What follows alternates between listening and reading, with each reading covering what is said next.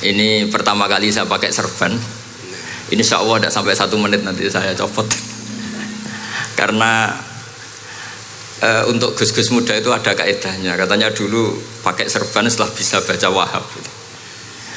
Kalau sekarang enggak, kalau sudah kaji dipanggil abah ya pakai serban.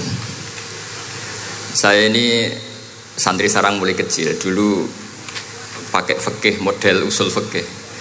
Jadi kalau keyakinan Mbah Maimun itu kalau ada santri pakai peci putih itu dimarahin. Katanya beliau, wong desa itu kaji adol Tegal, adol sawah, mbok saingi kedul 5.000. Jadi ngelarani kiai itu, ngelarani wong desa itu dosa katanya gitu.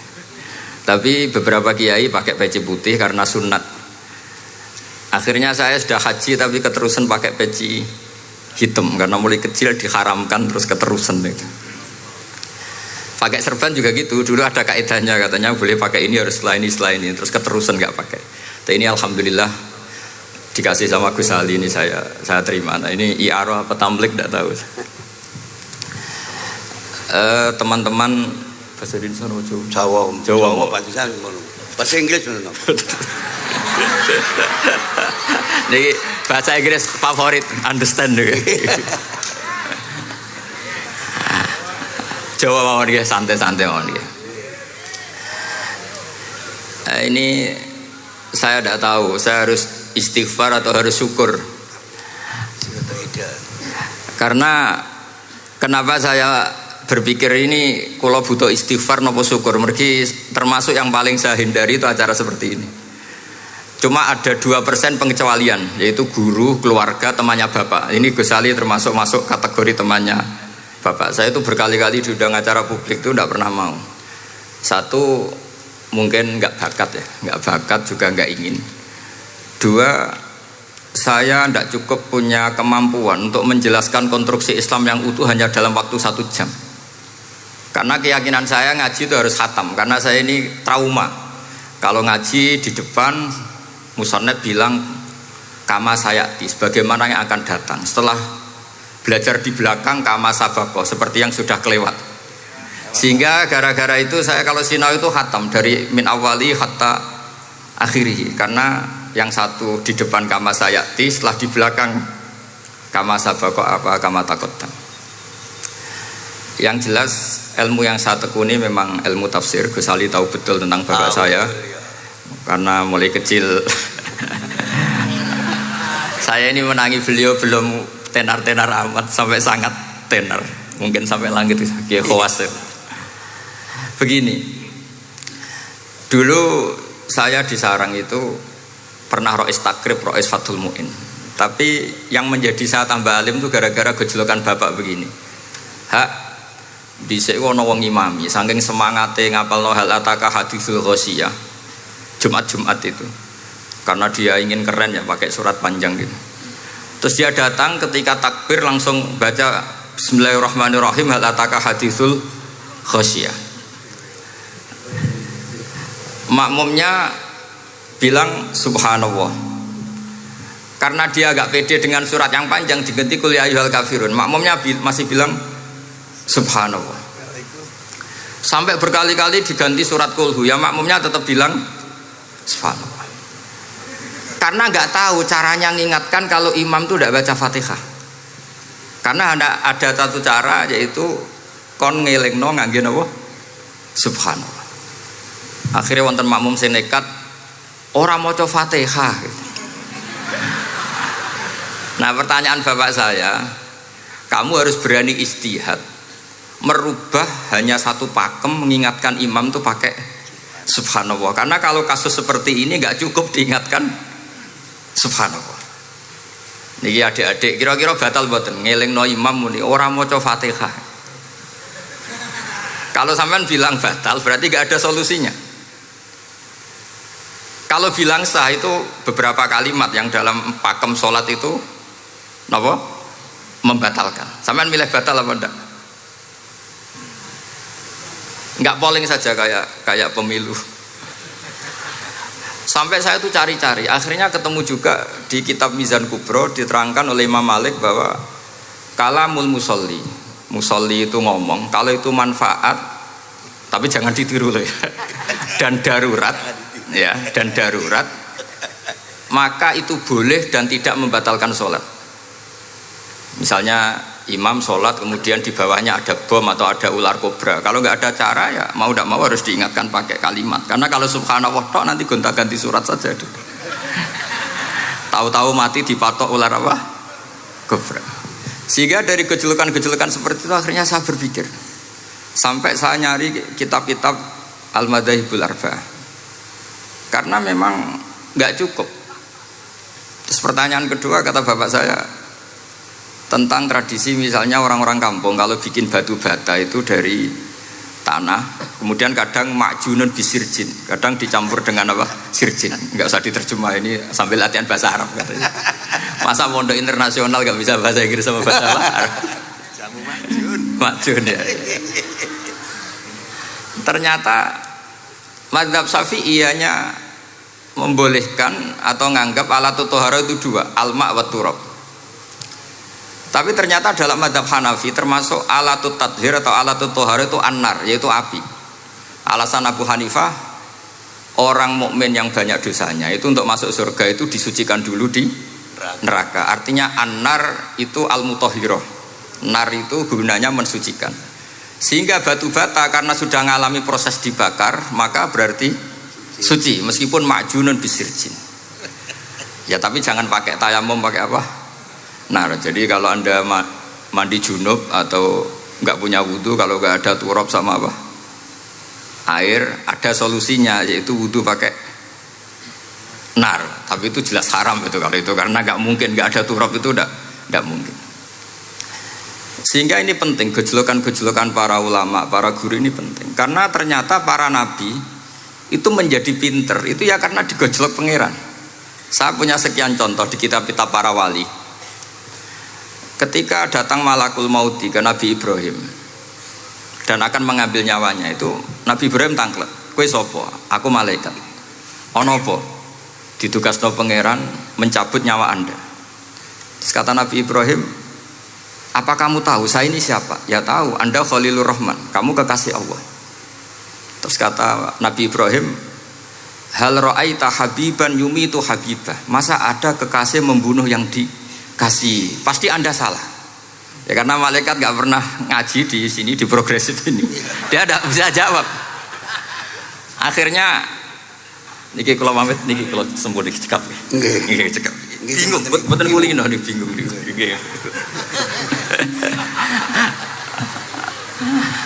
Akhirnya malaikatnya matur malih teng pangeran. Ya Allah, kata Nabi Ibrahim logikanya begini, wahal ra'aita habiban yumitu habibah. Mosok kekasih kok dipateni kekasih. Terus kata Allah gini, ya sudah bilang gini sama Nabi Ibrahim, sama Ibrahim. Wahal ra'aita habiban yakrahu ayyalqa habibah. Mosok kekasih kok ora siap ketemu sing dikasih. Akhirnya Israel datang lagi, balik mana? Gini logikanya dibalik sekarang begini gitu. Wahal ra'aita habiban yakrahu ayyalqa habibah. Terus Ibrahim bilang oke ya, gak masalah, sudah. Artinya apa? Kita ini diajari satu logika. Logika apa saja? Ini Allah. Sehingga ya memang normalnya hidup tuh cerdas. Kata Ghazali, cerdas nyikapi apa? Realitas. Ini penting saya utarakan. Saya punya sekian contoh kecerdasan para nabi. Saya berkali-kali cerita, nabi yang sezaman itu sebetulnya 3, tapi yang ilmunya level itu hanya 2. Karena ada yang sezaman yaitu Ibrahim dan Lut. Tentu tidak level karena Nabi Lut itu pernah keponakan Nabi siapa? Ibrahim. Kedua Nabi Musa dan Nabi Harun. Tapi ini juga agak level karena Nabi Harun jadinya Nabi itu karena proposal Nabi Musa. Jadi proposal mulai dulu ya ada.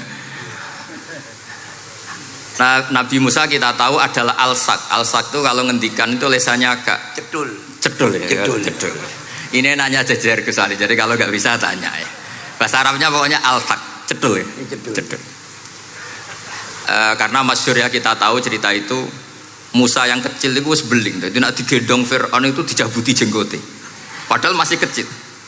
Sesuai Fir'aun curiga dasar Bani Israel. Lama-lama dia memutuskan sepatah ini aja ini jelas darah-darah Israel. Kita tahu Fir'aun adalah orang Kipti, orang Mesir. Setelah berkali-kali gitu terus tanya gini sama Asia, ini anak ini sudah bisa mikir, memang dasar Bani Israel jadi gak suka orang Kipti. Orang bah cah cilik biasa gak masalah. Singkatnya terus dites ada jamroh, ada bara api sama apel. Sebenarnya Musa ini sudah tahu mau ngambil apel, tapi kalau dia ngambil apel dibunuh sama Firaun, berarti bisa membedakan. Akhirnya sama Jibril diarahkan ngambil apa? Api jamroh tadi. Akhirnya agak ditelan terus menjadi lesannya apa? Cedol. Sampai sepuh jadi nabi tetap begitu. Makanya beliau ngendikan Rabbis shrahli sadri wa yassirli amri wahlul 'uqdatam min lisani yafqahu qawli. Terus proposalnya itu tadi waj'alli waziram min ahli Haruna akhi. Sebagian ayat lebih jelas lagi yaitu wa akhi Harun huwa afsahu minni lisanan fa arsilhu ma'iyya rid ayyusaddiquni. Jadi dan saudara saya Harun lebih fasih berbicara daripada saya. Jadi kualitas ilmiahnya bagus Musa, tapi jubirnya itu Harun. Ya kira-kira kayak Mbah Lim dulu. Iya Mbah Lim. Ya. Jadi ini saya jubirnya Gus Ali, saya Harun, ini Musa. Maksudnya kaya karena sudah ada nabi.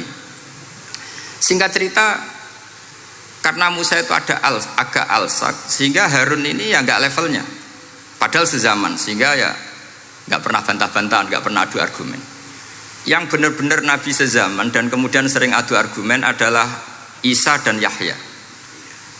Kita tahu umurnya ya imbang, kualitas al-mazaya wal wadail juga imbang. Nabi Isa kita tahu wa yukallimun nasa fil mahdi wa kahla. Mulai kecil bisa ngendikan, ya sudah pinter. Nabi Yahya kita tahu ya Yahya khudil kitabah bikuwah wa atainaul hukma sabiyya. Jadi sama-sama pintar. Wa hananan min ladunna wa zakah wa kana taqiyya. Itu dua beliau ini menjadi satu manhaj besar dalam Islam. Itu kalau main ke salah satu kampung, itu Nabi Isa tanyanya aneh. Aina syirarun nas? Orang-orang yang jelek-jelek itu di mana? Orang-orang fasik itu rumahnya mana?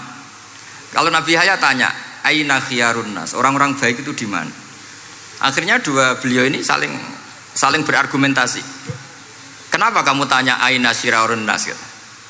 Terus Nabi Isa katanya, lah kenapa kamu tanya aina khiyarun nas? Terus kata Nabi Yahya, enak kancanan wong soleh, gak ruwet kan? Kancanan wong soleh itu kan enak, gak dibodoni, gak ruwet. Pemenang kancanan wong mati, sering bodoni gitu. Masyhur itu cerita Gus Dur, Gus kenapa sering ziarah? Sekancanan wong urip sumpek. Iya. Wong mati kata bejo. Wong mati kata bejo. Ini teman ziarahnya Bapak. Wong mati rada bejo. Ya sudah. Itu ya ini santai-santai saja, rileks saja. Karena saya sudah tahu mau ngomong apa. Nanti kalau ingin serius ya ngaji sama saya, harus khatam biar enggak jadi korban kama sayati sama kama takodam. Akhirnya Nabi Yahya gantian tanya, kenapa kamu tanya aina syirarun nas? Itu masyhur beliau. Ini dalam kitab Tobaqatul Asfiya karangan Abu Nu'aim al-Asfihani. Riwayat Sufyan bin Uyainah, gurunya Imam Syafi'i. Jawabnya Nabi Isa unik. Ana an-nabiyyu, saya ini nabi. Biman zilatit tabib. Nabi itu ibarat dokter. Udawil mardo. Di mana-mana dokter itu cari orang sakit. Makanya di NU itu banyak kiai-kiai yang nangani orang-orang fasik. Dakwah ning gone wong nakal-nakal itu ya ada khazanahnya, asal gak keterusan katut gitu saja. Jadi kalau kamu niru Gusme itu sebenarnya konsepnya satu, asal ada bukti jadi wali dan tidak katut. Kalau ndak ya sudah usah. Gak usah wae kata Gus Ali sudah. Kalau gak kelasnya jangan. Sehingga dua beliau itu jadi khazanah besar. Misalnya Anda jadi kiai di daerah-daerah yang Islamnya sudah maju. Mungkin Anda ini hanya mendapat fasilitas dari Islam. Makanya saya sendiri secara pribadi, misalnya kecelok pinter, tah ranking, tah juara musabaqah tilawatil Quran, kadang dari sekian prestasiku untuk umroh mendapat. Karena kita punya prestasi di daerah yang prestis. Sementara teman-teman kita, makanya ini kalau ada santri progresif yang nggak pinter, tak kasih ijazah, tak kasih support. Barokahnya tidak pinter, akhirnya hidup di daerah tertinggal. Barokahnya hidup di daerah tertinggal, Anda muassisul ma'had, Anda muassisul masjid. Sing prestasi hanya mendapat dari negara, yang tertinggal malah memberi kontribusi. Akhirnya apa? Lama-lama ini yang prestasi cara Jawa ngatok tomak. Saya dapat apa? Sementara yang di desa tertinggal saya bisa memberi apa? Sehingga Allah bikin wong bodoh itu ada rencana besar kira-kira. Jadi mau orang bodoh itu gak ada orang-orang santri yang hidup di daerah-daerah apa? Tertinggal. Aman golek prestasi, golek umroh. Terus ambisi ngimami Masjid Haram barang. Terus kapan dakwahnya? Karena yang diburu itu mendapat, bukan memberi. Ini bahaya sekali bagi Islam. Sehingga tradisi guru-guru kita, nah santri pinter yo dilem, santri bodoh yo dilem, santri bulet yo dilem, santri setengah bulet ya dilem sekabeh kawulane pangeran. Kok ana hikmahe dhewe-dhewe katanya gitu. Tapi ini bukan justifikasi atau melegitimasi kenakalan anak-anak Anda. Ini mau cerita ilmiah. Kemudian ada perdebatan lagi. Dan ini nanti terusannya adalah al-ulama warasatul anbiya. Sayyid Abdul Al-Haddad itu masyhur. Kalau ada orang sowan ditanya, kiaimu nak mulang tau nangis? Mboten nate. Lereni ngaji wek wong ngono iku. Atine atos gitu. Tapi Abdul Hasan Asyadzili kalau ada orang tamu tanya, kiaimu nak mulang tau guyu? Mboten nate. Lereni wong ra iso syukur gitu. Jadi ini dua kutub besar. Siapa yang enggak tahu kewalian Abdul Hasan Asyadzili? Siapa yang enggak tahu kewalian Sayyid Abdul Al-Haddad? Nah ini kalau Gus Ali sudah dua-duanya guyu ya sering, nangis ya sering, sudah ini sudah makomen, ini sudah Majma'ul Bahrain kalau dalam ilmu tasawuf. Dan itu mirip perdebatan Nabi Yahya dan Nabi Isa. Nabi Yahya itu happy, hidupnya happy. Kayak bapak saya itu hidupnya happy. Zaman miskin saja gak pernah susah. Gak pernah susah ya. Bapak saya itu khasnya gak pernah susah. Mau meninggal saja masih guyon sama saya. Mau kapundhut itu seguyon kalian. Dia seneng, ya happy saja. Jadi mirip cerita Jalaluddin Ar-Rumi. Beliau mau kapundhut, muridnya nangis semua, marah-marah dia. Kamu murid-murid yang bodoh. Saya ini mau ketemu kasih kamu tangisi. Ayo joget semua. Makanya kalau ada orang mati kok ceria itu karena madzhab Jalaluddin apa? Ar-Rumi. Masyhur itu. Ini malam pengantin saya, kenapa kamu nangis? Makanya jadi mitos kalau mimpi jadi manten tuh mau mati. Karena kalau Jalaluddin Rumi istilahkan kematian itu adalah pengantin. Umar bin Abdul Aziz, salah satu khomisul khulafa masyhur itu. Ketika mau kapundhut, orang nangis semua juga dia marah. Memangnya saya mau kemana kok kamu tangisi? Ila khairi madhubin ila khairi rahimin, ila arhamir rahimin. Timbang kumpul kon sumpek. Atok mati katanya. Memangnya saya mau kemana? Ila khairi madhubin ila, kedat yang terbaik yang kita tuju. Ini mirip Nabi Yahya. Sehingga Nabi Isa mengucap, Mali aroka dohikan ka'annaka ta'manu min makrillah. Kamu kok sering senyum, sering guyu, ngakak-ngakak. Seakan kan kamu tuh tidak pernah akan kena siksa. Nabi Yahya gantian balas, Mali aroka abisan ka'annaka taqnatu min rahmatillah. Lah kamu merengut terus koyo ora ono rahmate pangeran saja. Ini terus jadi madzhab antara Abdul Hasan Asyadzili dan Sayyid Abdul Al-Haddad. Sayyid Abdul Al-Haddad juga diikuti banyak kiai. Itu kalau habis sholat tuh masih susah, diterima enggak? Sholat kita makbulah apa enggak, puasa kita makbul apa enggak, sujud kita makbul apa enggak. Tapi kalau Abdul Hasan Asyadzili, kalau ada orang tanya gitu dimarahin. Sujud kula ditampi mboten ya Sayyid Abdul Hasan Asyadzili. Gak usah mikir ngono, ditegir sujud wis luar biasa. Orang geruang ditegir sujud, gak usah mikir ditampa ta ora. Lho iya, ketika kita nanti ketemu Allah, prestasi betul gak pernah sujud itu. Sebagai hamba kita bangga pernah sujud, terus gak penting ditompo ta ora. Bahkan kalau anak-anak muda ini kepengen ditompo niat elek. Ditompo digajar pangeran terus mlebu swarga terus sama bidadari gitu. Jadi muni ditompo tapi pikirannya sudah ngayal macam-macam. Kalau madzhab Abdul Hasan Asyadzili ndak. Sehingga kitab hikam, kita tahu kitab hikam itu adalah dikarang Ibnu Athaillah As-Sakandari, dia muridnya Abdul Abbas Al-Mursi, dan ini terus muridnya Abdul Hasan Asyadzili. Itu cerminan Syadziliyah murni. Ya saya ulang lagi, itu cerminan Syadziliyah murni.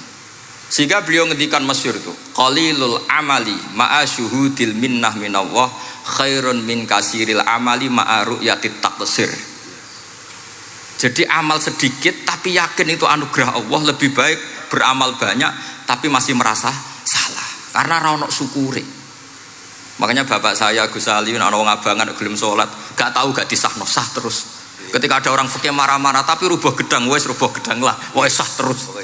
Pokoknya sah terus. Ini sangat-sangat sadili berarti. Ini penting saya utarakan supaya khazanah kita itu tidak pernah habis.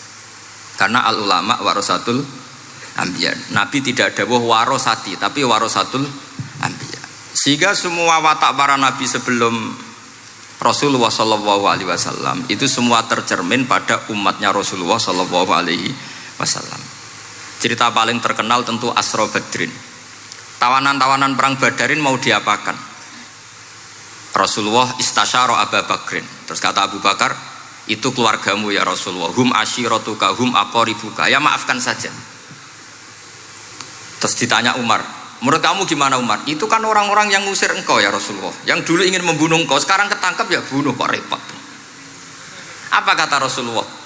Masaluka ya Abu Bakrin kamasali Ibrahim isqala faman tabi'ani fa innahu minni wa man asani fa innaka ghafurur rahim. Sing prestasi ya alhamdulillah, sing ora prestasi semoga-moga pangeran akeh sepurane. Sudah gitu ya cara kesali ya sih ngono kok repot. Wa masaluka ya Umar kamasalin nuh isqala rabbil la tadzar alal ardi minal kafirina dayara. Sudah habisi saja ning donya kok kafir. Tapi anehnya apa? Rasulullah akhudha bimadhabi Abi Bakar. Nabi mengambil pendapatnya siapa? Abu Bakar. Karena Nabi kena khitab anit tabi millata Ibrahim apa? Hanifah. Akhirnya terus keterusan.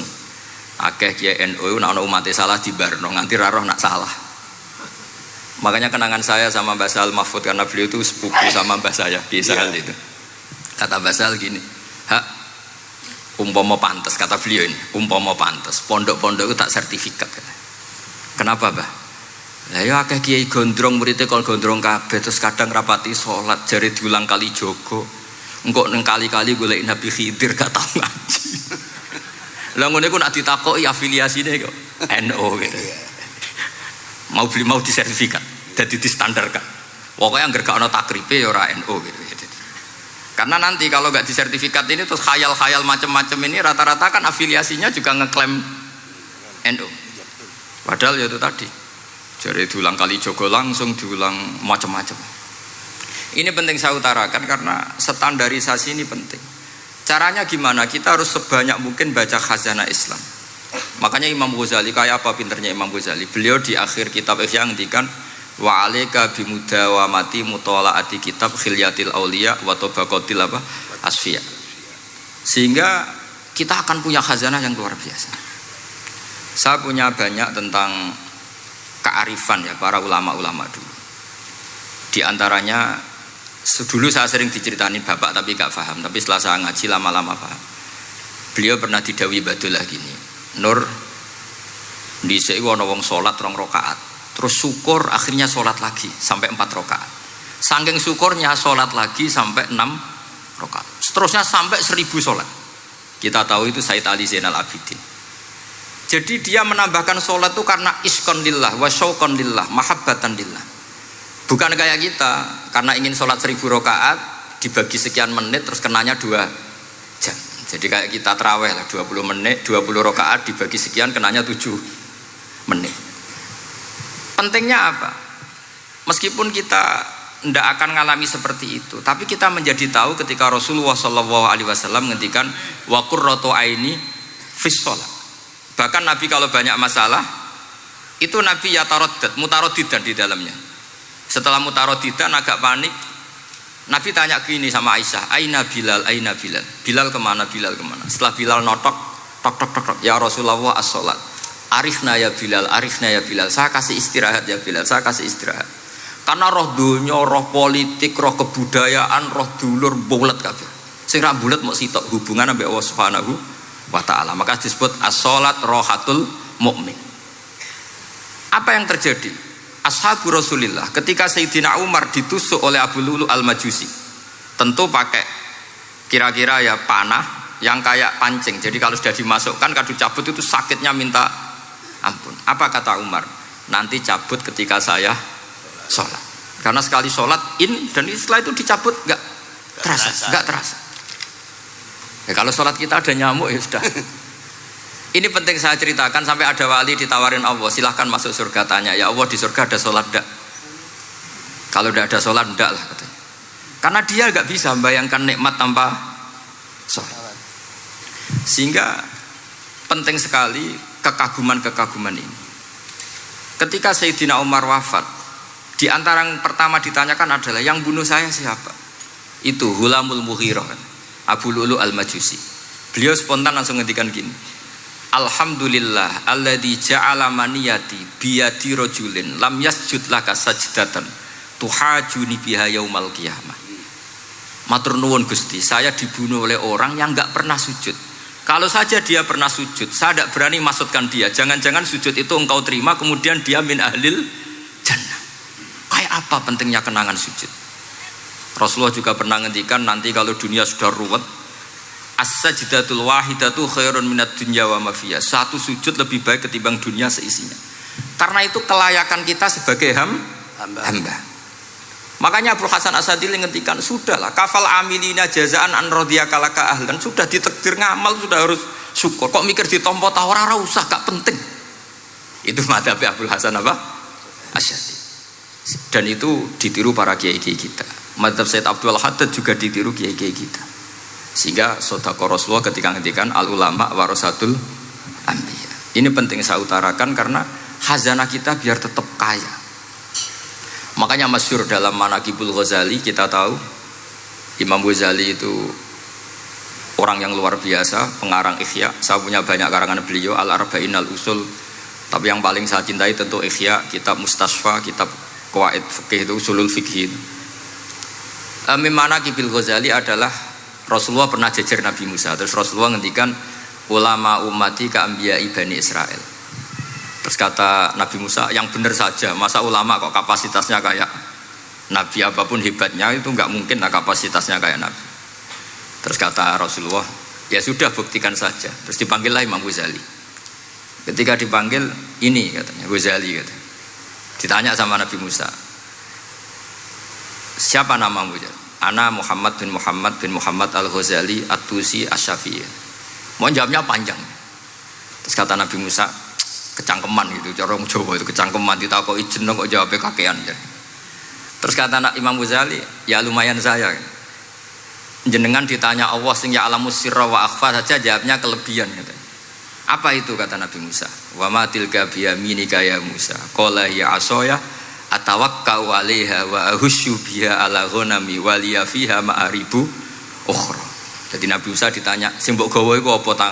Ini tongkat saya, tak pakai ini, tak pakai ini, tak pakai ini. Jadi masih banyak kelebihan jenengan timbang saya. Akhirnya fa'aqarra Nabi Musa ini ikrar bahwa benar-benar ulama Rasulillah itu keambiai Bani apa? Israel. Jadi khazanah-khazanah kecerdasan gini ini penting.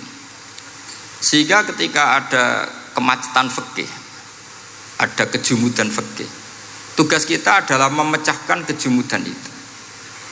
Misalnya begini, ini yang sering dilakukan bapak saya dan Gus Ali. Kancanan wong fasik hukumnya piye? Ya ora oleh, wong kok kancanan wong fasik. Tapi kalau dibalik, bina wong fasik boleh ndak? Boleh. Syaratnya bina kudu ngancani. Jadi dibelokkan gitu aja sudah rubah. Lah hadza huwal fiqh. Yang dikatakan fikih ya seperti ini. Tapi orang-orang yang enggak ngerti detailnya fikih, apalagi usul fikih, fikih itu menjadi rumit. Makanya ahli sunnah itu luar biasa. Ada orang mati karena narkoba atau karena apa itu? Oplosan. Itu kiai cokre. Itu kiai alim biasa datang. Itu ya biasa mempersaksikan, nggih mayite sae nggih. Nggih. Padahal orang itu enggak percaya ini orang mati cokre kok apa? Sae. Padahal dia di kiainya bilang gini, wis sae saiki wis iso nakal katanya. Maksudnya saya sudah mengakhiri semua kenakalannya lewat apa? Lewat kematian tadi. Karena itu doa Rasulullah. Rasulullah itu kalau ngedikan itu luar biasa. Allahumma ij'alil hayata ziyadatan li fi kulli khairin wal mauta rohatan li min kulli syarrin. Ya Allah, jadikan hidup ini ziyadatan li fi kulli khairin. Jadi anggap saja kalau hidup itu berarti potensi tambah baik. Anggap saja kalau mati itu akhir dari segala keburukan. Berarti orang cukri ini mati itu baik apa buruk? Baik, karena dia sudah tidak bisa buruk lagi. Makanya saya. Nah ini khazanah yang luar biasa. Karena tadi kematian adalah ar-rohah min kulli apa? Syarri.